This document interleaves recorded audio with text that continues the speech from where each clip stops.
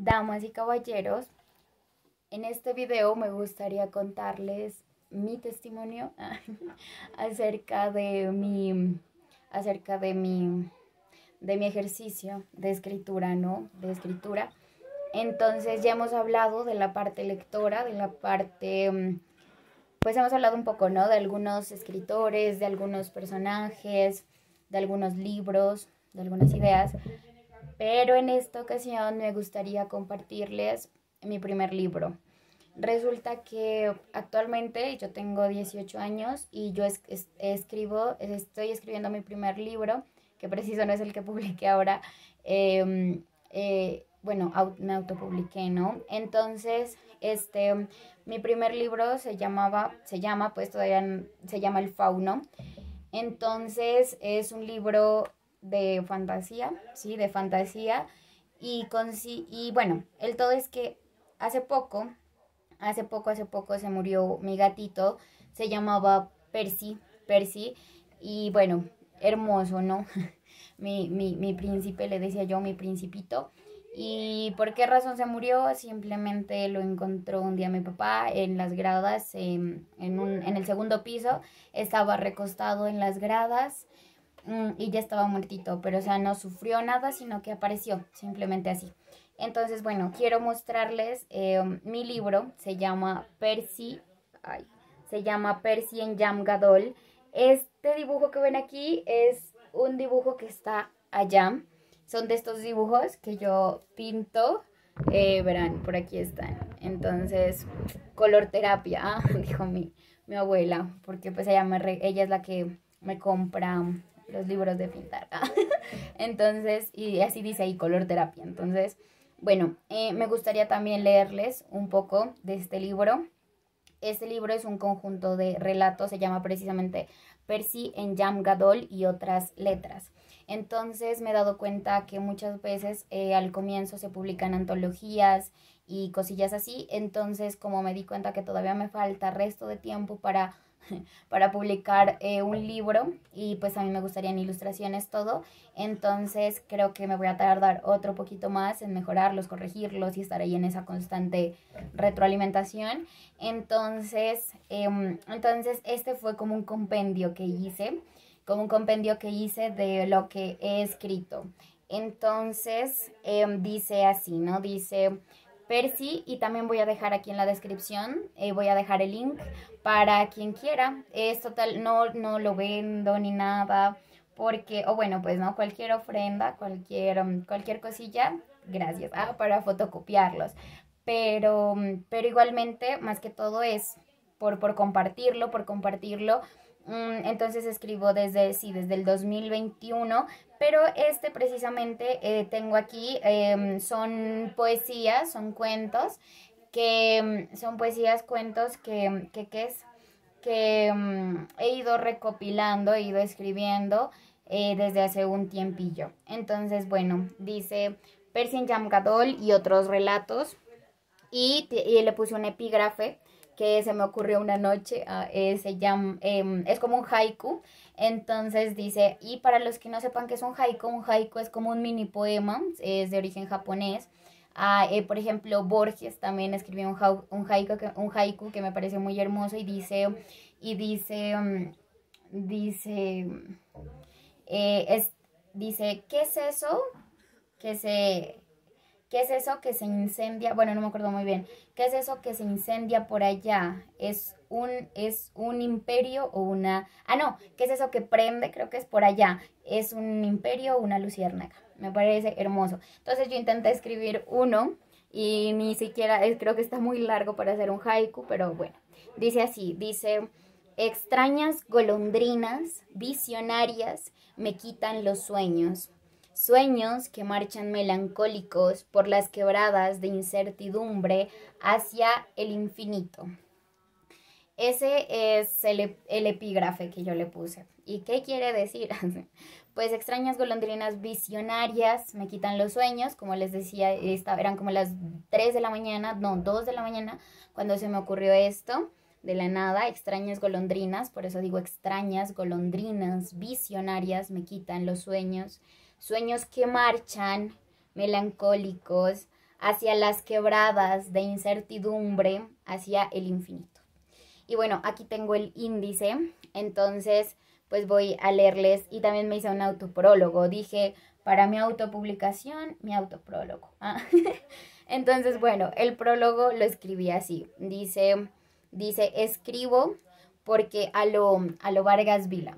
Dice, escribo porque fuerzas divinas me arrastran y porque me cansé de volcarme buscando uvas en el desierto y flores en los ventisqueros como Helderlin. También he decidido, como lo dijo Helderlin, echar mi oro al fuego a ver si le da el color del sol. He profanado mi espíritu para explorar lo que llevo dentro. Mi rebeldía indomable me ha costado. Le temo a la belleza y a las virtudes. Amo los vicios y la locura. Y supongo que solo espero a la muerte. También quiero agradecer a Rose Mesías por su poder ilustrativo y por permitirme agregar sus dibujos a este libro. Amy Galeano, que soy yo. Entonces, los dibujos que me refiero, o sea, Rose, ¿quién es Rose Mesías? Se las tengo que presentar. Rose Mesías es mi mamá, es la persona que me trajo al mundo, la nave. Entonces ella me ayudó a hacer los dibujos, ella es increíble, ella hace música, hace arte, pinta, dibuja, canta, un poco de cosas, ¿no? Entonces yo hace tiempos le venía diciendo, oye, ayúdame, entonces, y nunca me hacía caso, hasta que un día yo ya tenía el libro, le dije, Rose, le dije, Rose, si me vas a ayudar o no me vas a ayudar. Y ya ese día yo ya lo quería publicar, ya, o sea, subirlo, compartirlo, ¿no? Entonces lo compartí en Facebook, lo compartí en, bueno, por donde pude, ¿no? Por WhatsApp y así. Entonces llegó y me dijo, Rose, me dijo, a ver, ¿qué quieres que te haga? Ah, ¿qué dibujos? Y era de mañana, me acuerdan como a las 7 de la mañana. Cuando en eso estábamos recostados, se sentó, me acosté al lado de ella y nos pusimos ahí, se puso a dibujar chiquitico, en cuadritos pequeñitos y yo les tomaba fotos. Entonces, y no sé, o sea, quedó, bueno, pues ya juzgarán ustedes, ahorita les pongo el link en la descripción de este video, o bueno, sí, o se los mando, bueno, lo que sea. Y creo que aquí también tengo mi correo, entonces también se los puedo mandar por correo en el caso de que no abra el archivo, bueno, cualquier cosa, ¿no? Entonces, bueno, el primer cuento que precisamente les dije, se lo dedico a mi gatico, al que murió, a Percy. Este primer cuento se llama Percy en Jam Gadol. Percy en Jam Gadol. ¿Qué significa Jam Gadol? Jam Gadol es como, es como le decían antes al Mediterráneo. Jam Gadol significa, como en turco, significa, que es una de las lenguas antiguas, significa gran río. Jam Gadol, gran río. Por ejemplo, los hebreos le decían al mismo Mediterráneo, le decían Mittelmeer. Entonces, y así todas las tribus. Pero bueno, el todo es que Percy, como es un nombre que parece muy, muy árabe, entonces, o muy, no sé, muy de por allá, muy del Mediterráneo.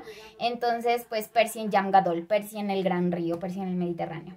Entonces dice así.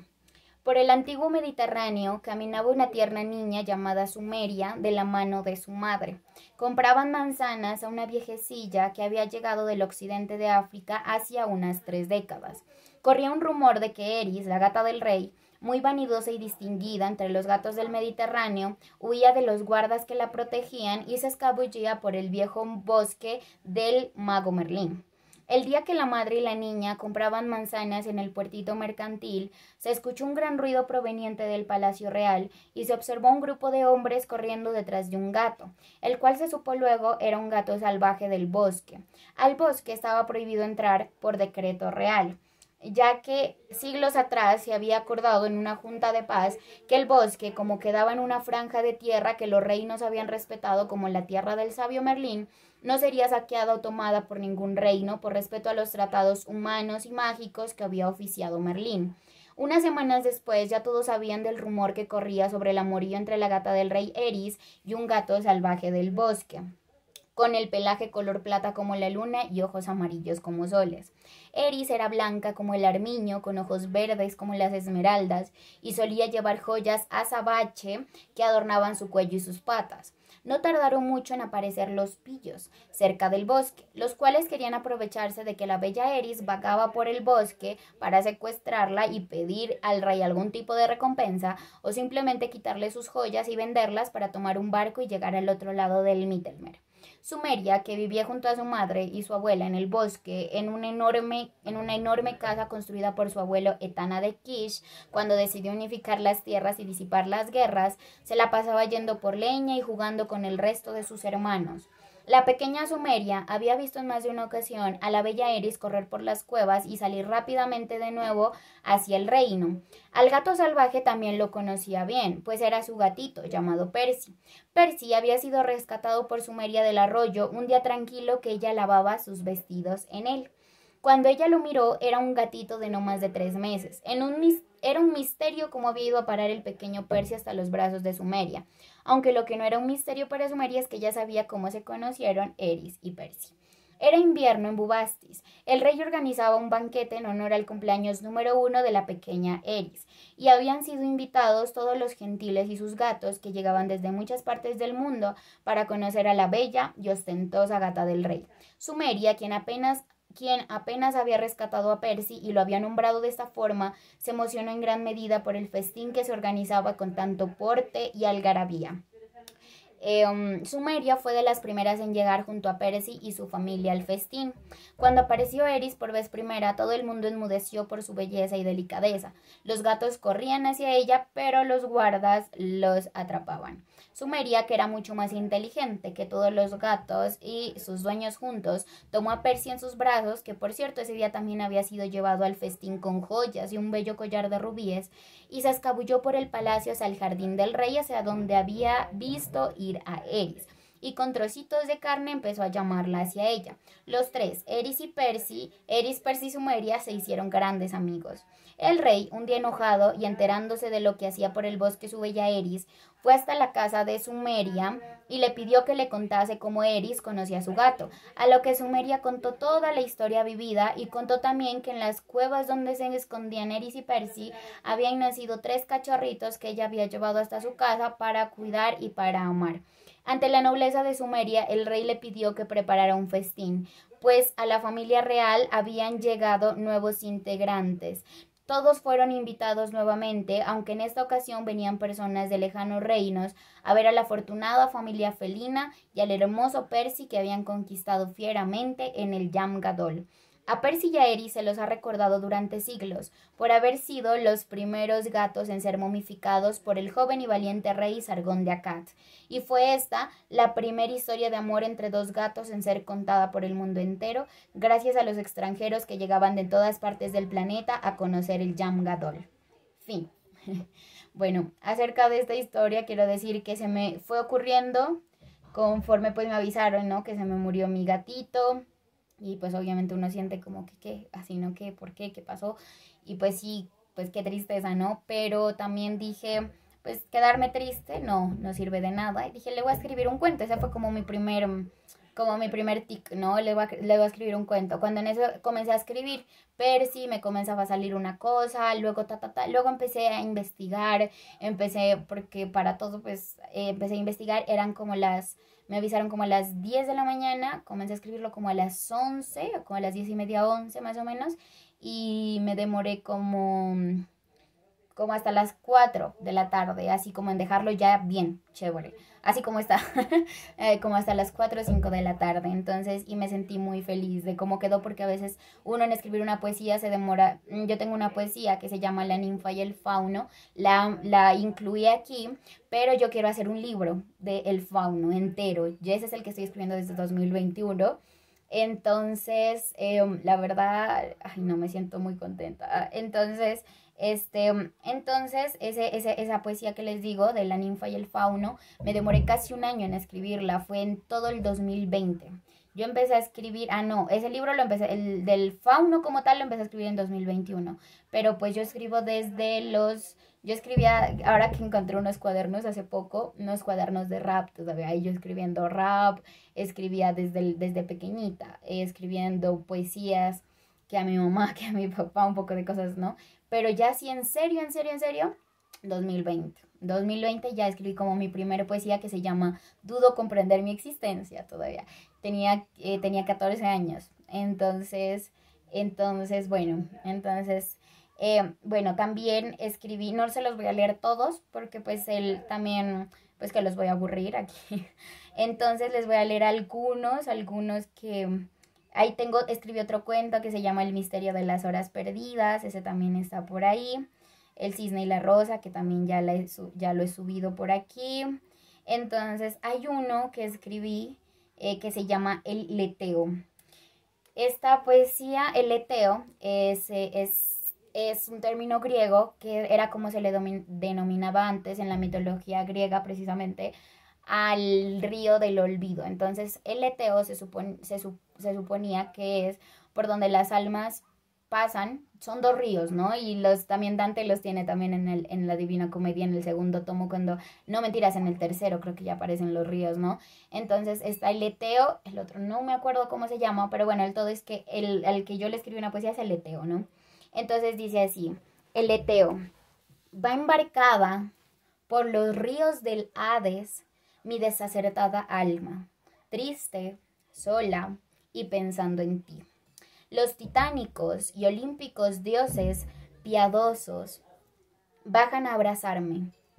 Atenea, que sentada sobre mirtos me llama, silenciosa y sabia me enseña a tejer los rayos de la justicia. El primogenio Eros me besa tiernamente en la mejilla y brotan tu recuerdo y tus ojos iluminados que fulgurantes me incitan a perdonar el mundo. Luego mi angustiada alma frente al recuerdo de la verdad de tu ausencia desprecia a los dioses. No hallándote en ellos vuelve a recordar que estás cual Adán pintando rosas en la tierra, perdiéndote bello en lo insignificante. Ahora, frente a mí espera el indolente leteo, serio como irreprochable centinela, desafiándome a olvidar tus ojos.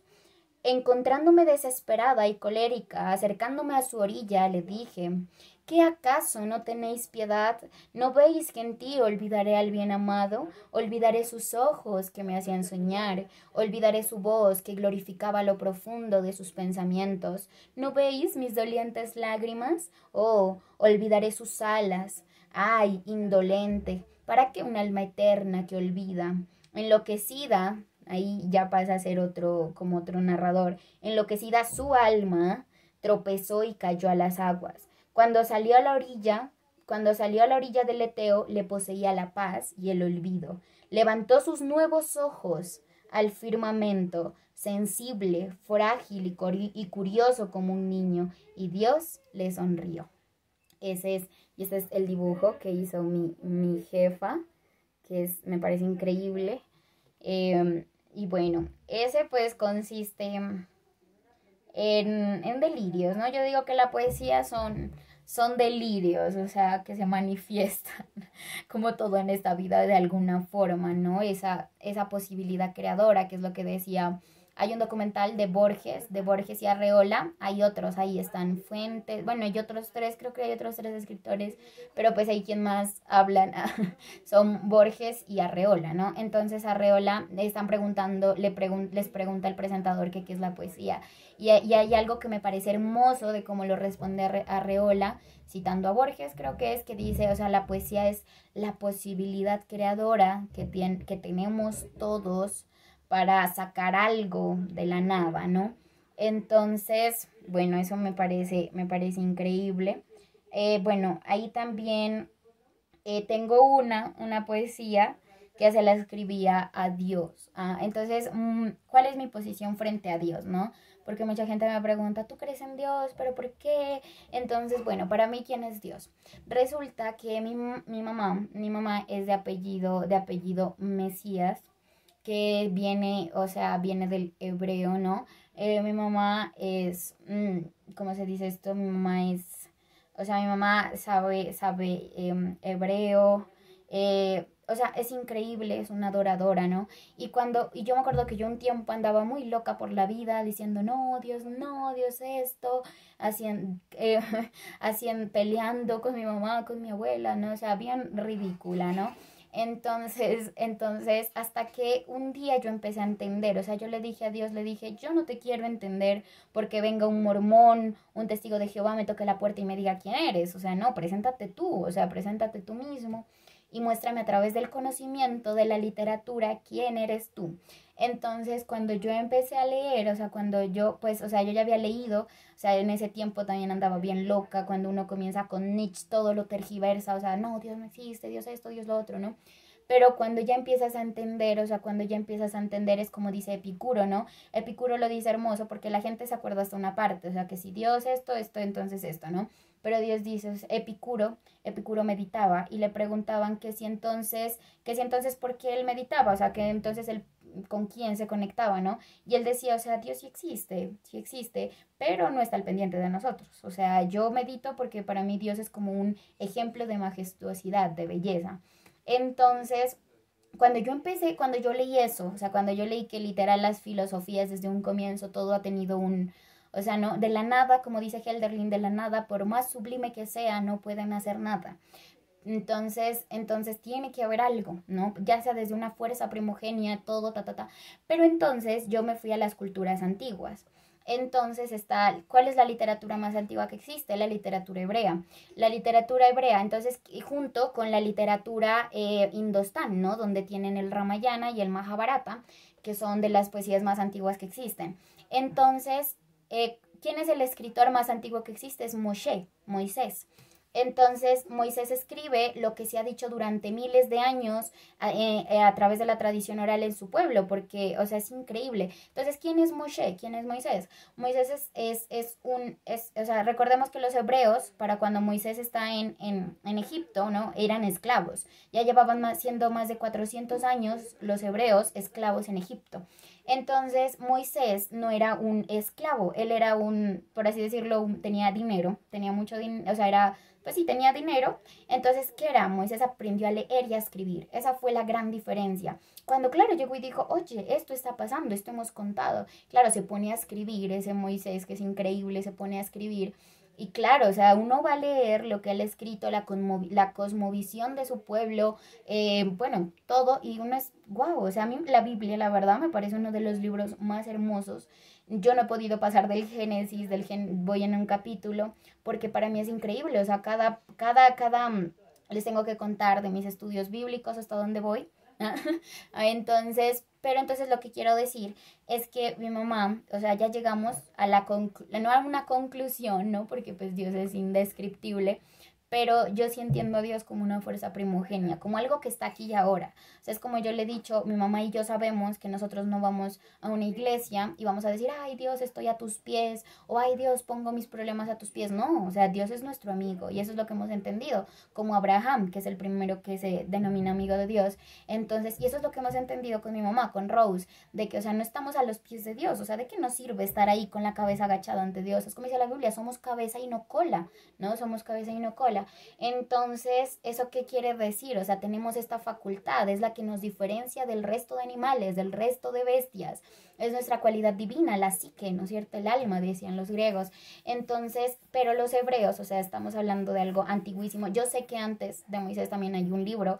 Por ejemplo, en hebreo, fe se dice emuná, que la fe que es mucha gente dice, ay, no, es que yo tengo fe. O sea, la fe es un escudo. Entonces, mucha gente, yo digo, la verdadera fe yo, por ejemplo, ¿cómo es mi fe? Mi fe es de yo no me preocupo ni por mi mamá, ni por mi papá, ni por mis hermanos, ni por su vida, porque yo sé que la vida y la muerte le pertenecen a Dios, y yo sé que son lo suficientemente capaces para entender su propia vida, para desarrollar su propia vida. Entonces, o sea, yo no tengo en mis manos ni la vida, ni la muerte, ni el destino de nadie, ni siquiera el mío.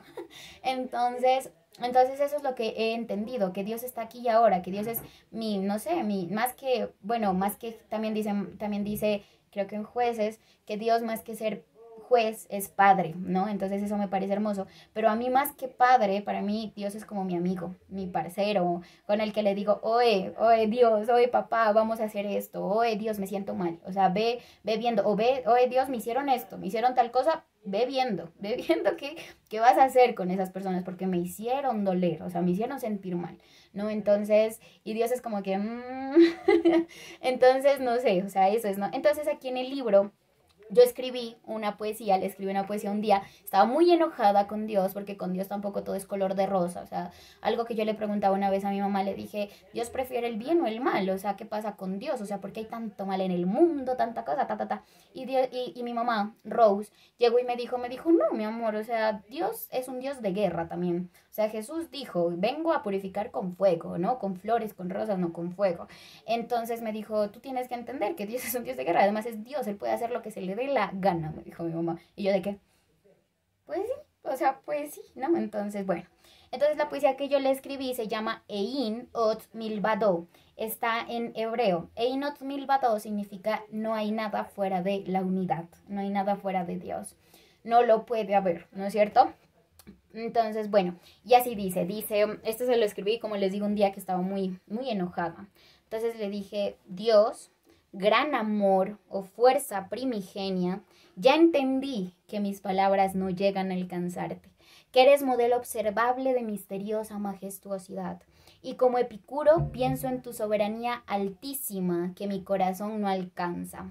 Dios, no te aflijas por mí. Estoy segura en el abismo del desconsuelo. Las arboledas que danzan ante el incipiente ocaso me susurran mucho más que tu voz apagada. Yo, tierna niña débil como el cordero y feroz como las bestias, no persigo sino las eternas dudas del pensamiento. Y me alegro de no encontrarlas, porque qué aburrida eternidad tendría si igual que tú lo supiera todo. Finalmente, Padre, si bajo al Hades o al paraíso subo, no creo olvidar la triste ausencia de tu amor despiadadamente tierno. Esa es la poesía. Entonces, bueno, a ver también.